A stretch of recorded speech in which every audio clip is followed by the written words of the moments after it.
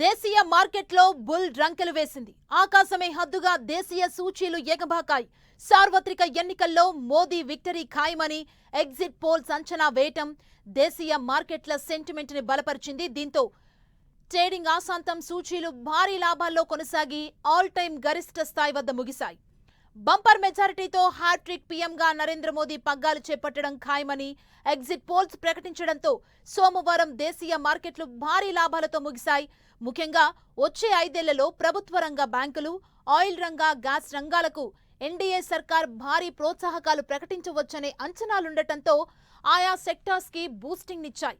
Asia మార్కెట్లో positive trend, రేట్ల కోత అంచనాలు, రూపాయి బలపడడం మన మార్కెట్ల సెంటిమెంట్ ని బలపరిచింది. దీంతో సెన్సెక్స్, నిఫ్టీ రికార్డులను తిరగరాస్తూ సరికొత్త గరిష్ట స్థాయిలకు చేరాయి.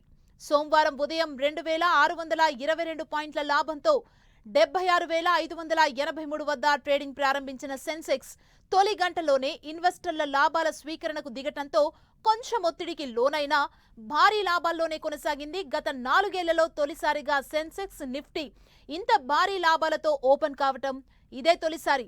ఈ సమయంలో సెన్సెక్స్ 75,678 పాయింట్ల కనిష్ట స్థాయికి పడిపోయింది.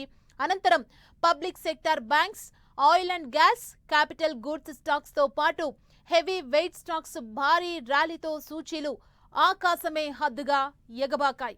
ట్రేడింగ్ చివరి అరగంటలో సెన్సెక్స్ 76,738 పాయింట్ల గరిష్టానికి చేరి ఆల్ టైమ్ గరిష్ట స్థాయికి చేరింది.